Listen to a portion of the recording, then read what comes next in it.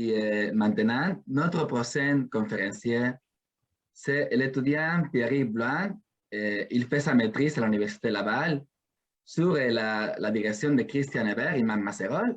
Il va nous parler sur Tire-toi un bus, réponse à court terme des insectes xylophages après coupe. Bonjour à toutes et à tous. Donc, je suis ici pour vous présenter mon sujet de maîtrise qui va donc porter sur la réponse à court terme des insectes xylophages après une coupe forestière. Donc, tout d'abord, un peu de contexte. L'écosystème boréal, c'est un écosystème qui est régi par des perturbations. Il y a des perturbations naturelles, les incendies. Il y a des perturbations aussi qui sont dues à des épidémies d'insectes. On pense notamment à la tordeuse. Dans une moindre mesure, on a aussi des épisodes de vent violent qui vont provoquer des chablis. Puis, il y a des perturbations humaines, l'exploitation forestière. Mais le point commun de toutes ces perturbations, c'est qu'elles vont générer des quantités de bois mort importantes. Et dans cet écosystème, justement, les organismes ont évolué, se sont adaptés pour utiliser cette ressource disponible en grande quantité. Et vous le savez, les insectes en font partie. Donc, ces insectes spécialisés, on les appelle saproxyliques. Il y a ceux qui consomment directement le bois mort ou mourant. Il y a ceux qui ont besoin d'être associés à des champignons pour pouvoir utiliser cette ressource. Et on a des prédateurs et des parasites qui, eux, ont besoin en fait de proies ou d'hôtes à parasiter qui vont eux-mêmes dépendre du bois mort. Et toute cette biodiversité associée au bois mort, elle va amener deux enjeux majeurs dans le cadre de ma maîtrise. Le premier, c'est au niveau de la biodiversité, de la conservation. On en parle souvent de plus en plus, la disparition des insectes, mais en forêt surtout. Il a été montré en Europe que quand on retire en fait le bois mort de la forêt ou qu'on diminue le volume, eh bien on affecte la biomasse et la diversité en espèces qui sont associées avec ce bois mort. Le deuxième enjeu, il est économique, on l'entend, c'est que le bois qui est destiné à être récolté, les insectes vont le coloniser. Puis de par leur fonctionnement, ils vont amener des champignons dans la fibre qui vont la teinter. Ils vont aussi créer des galeries, puis ça, à terme, ça va baisser la valeur marchande de ce bois-là. Donc, comment est-ce qu'on peut améliorer les pratiques forestières pour minimiser le déclin de ces insectes forestiers et l'impact des pratiques forestières, tout en réduisant les dégâts qu'ils vont infliger sur le bois qu'on veut récolter? Donc, une des pistes, c'est de comprendre la dynamique des mécanismes de colonisation à court terme qu'il y a sur le bois qui vient d'être coupé. Ce qui se passe dans une coupe forestière, le bois il est coupé et souvent il est stocké sur place ou à proximité, pas très loin, avant d'être chargé et emmené vers des étapes de transformation. Puis pendant ce laps de temps-là, il se passe quelques semaines à quelques mois, pendant lequel les insectes ont accès au bois et vont pouvoir potentiellement le coloniser. Donc sur ce laps de temps-là très court, quels sont les facteurs qui vont influencer la colonisation par les insectes associés au bois mort? Donc c'est pour ça que j'ai désigné des objectifs. Le premier, c'est d'évaluer l'influence de la saisonnalité. Donc ce que j'appelle la saisonnalité, c'est le moment où on coupe un arbre et finalement ça devient du bois mort disponible pour les insectes. Donc l'influence de la saisonnalité et de l'essence d'arbres sur l'abondance en insectes saproxyliques qu'on va retrouver sur ces arbres morts qui viennent d'être coupés. Le deuxième objectif, c'est de déterminer s'il existe une fenêtre de colonisation à haut risque par des insectes qui sont potentiellement dommageables pour ce bois qui est destiné à être récolté. Donc, ça nous amène à des questions de recherche. La première, c'est est-ce que l'abondance en insectes saproxyliques est influencée par la saisonnalité en bois récent? Donc là, l'hypothèse, c'est que oui, et je vais remettre en contexte, c'est qu'on est en forêt boréale, donc dans des latitudes nordiques, et les insectes ont une période d'activité très courte, avec un pic d'abondance et de diversité en espèces qui se retrouve autour de juin-juillet. Donc je m'attends à retrouver ce patron-là sur les bûches que je vais couper. Ensuite, est-ce que l'abondance de ces insectes saproxyliques est influencée par l'essence de bois qu'on leur propose? C'est-à-dire que dans une coupe, il y a différentes essences qui sont coupées. Est-ce que couper un sapin et un bouleau au même moment, ça va avoir une influence sur l'abondance et la colonisation qu'on va retrouver en insectes sur ces bûches-là? Et on s'attend aussi à ce que ça ait une influence. On sait que ces insectes-là sont plus ou moins spécialisés à une ou plusieurs essences d'arbres selon l'espèce. Mais en plus, comme je le disais, on est en forêt boréale et on a une dominance de conifères.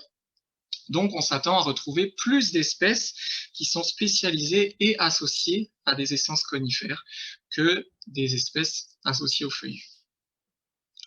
Donc, pour répondre à ces questions, on s'est rendu à l'été 2019 à la forêt Montmorency. On a sélectionné 4 sites de coupe qui avaient été réalisés à l'hiver précédent pour se remettre dans le contexte d'une coupe récente. En parallèle, on a choisi des arbres sains pour pouvoir les abattre pour l'expérience. Donc on a sélectionné 12 épinettes, 12 sapins gommiers et 12 bouleaux blancs. On les a choisis parce que ce sont les 3 essences qui sont majoritairement représentées à la forêt, qui sont représentatives des peuplements. Donc ensuite, sur un parterre de coupe, le dispositif il ressemble à ça, c'est qu'on a mis en place 12 parcelles dans le parterre de coupe. Et chaque mois, ce qui se passait, c'est qu'on identifiait un arbre de chaque essence, donc une épinette, un sapin et un bouleau. On les abattait et on récupérait une bûche d'1 mètre. La bûche d'1 mètre, on lui attribuait une parcelle de façon aléatoire et on l'associait à un piège pour pouvoir capturer, mesurer l'activité des insectes associés à cette bûche. Le piège, je vais expliquer son fonctionnement dans la diapositive suivante. Et puis pour différencier finalement l'effet potentiel de la bûche de l'activité normale, je dirais, des insectes présents dans le parterre de coupe, on a rajouté un témoin qui est un piège tout seul, qui n'est pas associé à une bûche, ce qui va permettre un peu d'avoir un bruit de fond de l'activité des insectes dans le parterre de coupe qui ne serait pas lié à la présence de la bûche. Ce dispositif, on le laisse en place pour 1 mois au complet. Et au bout d'1 mois, on ramène les bûches au laboratoire et on recommence. Donc on sélectionne de nouveaux arbres, on coupe de nouvelles bûches et on leur attribue de nouvelles parcelles pour éviter d'avoir à réutiliser la même parcelle et pour que ce soit bien aléatoire. Ce dispositif, on l'a répété au mois de juin, au mois de juillet et au mois d'août 2019. Puis comme je le disais au début, on a sélectionné 4 sites de coupe, donc le dispositif il est répliqué 4 fois à chaque fois. Donc ce dispositif, il donne 2 types de données d'abondance. Il me donne, comme je le disais, des pièges qui sont associés à mes bûches, ce sont des pièges interception. Donc ce sont des plaques transparentes, rigides, qui sont montées sur des piquets associés, qui sont vraiment collés à la bûche. Et ce qui se passe, c'est quand les insectes passent à proximité, ils frappent la plaque et sont récupérés dans des pots collecteurs. Donc ça, chaque semaine, on va les récupérer, puis ça va nous donner des taux de visite. Ensuite, au bout d'1 mois, la bûche, on va la ramener au laboratoire, puis on va la disséquer, on va l'écorcer pour voir quels sont les insectes qui la colonisent et qui utilisent réellement cette bûche. Et ça va nous donner des taux de colonisation. Donc maintenant, si on regarde les résultats, au niveau des taux de visite, donc qui viennent des pièges interception, on a récupéré 450 individus sur la saison. 62% étaient donc des fongivores qui étaient associés à des communautés fongiques. 25% étaient des xylophages, donc ceux qui consomment directement le bois en tant que tel. Et 14% étaient des prédateurs. Donc on a fait des analyses sur ces 3 guildes trophiques séparément et on a regardé si elles réagissaient aux variables qu'on voulait tester. Donc la première variable, c'était la saisonnalité. Est-ce que ça a une influence sur les taux de visite de ces guildes trophiques-là? En termes de temporalité, donc fenêtre temporelle, on n'a pas trouvé d'effet. Par contre, on a fait rouler plusieurs modèles, et des modèles notamment qui utilisent des variables météo, parce qu'elles sont aussi liées à la saison. Et ce qu'on a fait ressortir, c'est que les fongivores, ils ont des taux de visite qui sont plus importants quand les températures augmentent, mais des taux de visite moins importants quand les précipitations augmentent. Maintenant, si on regarde au niveau de l'essence d'arbres, ce qui se passe, c'est que les xylophages sont influencés par l'essence. Et ce qui se passe, c'est que quand on compare les bûches de conifères au piège vide, qui est notre niveau témoin, on a plus de visites sur les conifères. Par contre, ce qu'on voit, c'est que la 3e essence, qui est le bouleau, n'est pas différent d'un piège vide. Donc on a vraiment une préférence ici des xylophages pour les bûches de conifères. Pardon. Donc maintenant, si on regarde au niveau de la colonisation, on a récupéré 400 individus qui étaient dans les bûches. Donc 51% étaient des longicornes et c'était dominé par l'espèce Monocamus cutellatus, qui est le longicorne noir, qui est bien connu. Ensuite, on avait des guêpes à bois à 30%, par une espèce aussi qui s'appelle Urocerus albicornis. Et on avait 20% qui étaient des buprestidés, qui sont des petits coléoptères métalliques qui se retrouvent souvent sous l'écorce des bûches. Donc, on reprend les mêmes questions de recherche, mais on les soumet pour nos taux de colonisation, puis on regarde ce qui se passe. Donc, au niveau des longicornes, et notamment de l'espèce Monocamus cutellatus, car elle domine nos assemblages, ce qu'on a montré, c'est que de mi-juillet à mi-septembre, on avait plus de colonisation comparativement à mi-juin à mi-juillet. Donc, c'est une espèce qui arrive plus tardivement, mais qui est plus abondante sur les 2 derniers mois de l'expérience. Pour les guêpes à bois, on a la même tendance, mais au niveau des analyses, on n'a pas fait ressortir d'effet. Ça, je l'explique parce que j'ai une forte variabilité dans mes échantillons, avec absolument aucune guêpe le premier mois, elles apparaissent très progressivement sur le deuxième, il y en a vraiment beaucoup à la fin. Donc ça pourrait expliquer, mais on voit vraiment une tendance très tardive aussi chez cette espèce. Au niveau de l'essence, ce qui se passe déjà, c'est qu'il y a une préférence très marquée pour les conifères. Plus de 75% de mes bûches de conifères, que ce soit d'épinette ou de sapin, sont colonisées, alors que pour le bouleau, aucune trace de colonisation du tout. Après, si je regarde plus en détail, quand je compare mes deux essences, l'épinette et le sapin, le longicorne noir, on a trouvé qu'il y avait plus de colonisation sur le sapin que sur l'épinette noire.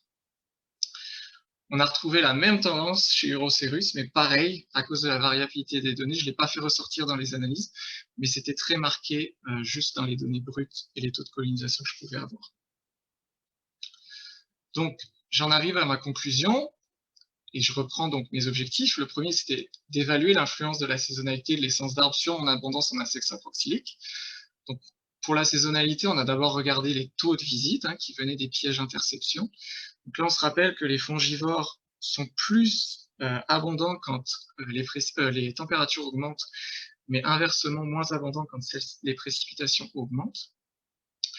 On a vu au niveau de la colonisation que le longicorne noir et la guêpe-bois sont plus abondants sur les deuxième et troisième mois d'expérience comparativement au premier, donc de mi-juillet jusqu'à mi-septembre. Maintenant, si on regarde au niveau de l'essence, on a vu et on a confirmé que les conifères étaient davantage préférés, que ce soit visités et colonisés par les xylophages, donc ceux qui consomment le bois, et que le bouleau semblait une essence peu intéressante quand elle venait d'être coupée. On a aussi montré que le longicorne noir avait une préférence pour le sapin baumier comparativement à des bûches d'épinette. Le deuxième objectif, c'était de déterminer s'il existait une fenêtre de colonisation à haut risque pour ces insectes dommageables, qui sont le longicorne noir et les guêpes à bois, parce qu'ils font des galeries quand même assez profondes, ils sont associés à des champignons. Et ce qu'on recommande, c'est qu'on a vu sur une période très courte d'1 mois, on a de la colonisation, et de colonisation de façon importante, donc on recommande d'éviter le stockage ou de laisser les bûches, en tout cas, sur le parterre de mi-juillet à début octobre, préférentiellement, parce que là, il y a des risques de colonisation par ces espèces. Ce sont des espèces qui sont capables de créer des dommages importants sur ces bûches-là si on veut les récolter. C'est tout pour moi. Je vous remercie de m'avoir écouté. Je remercie bien évidemment tous ceux qui ont participé au projet.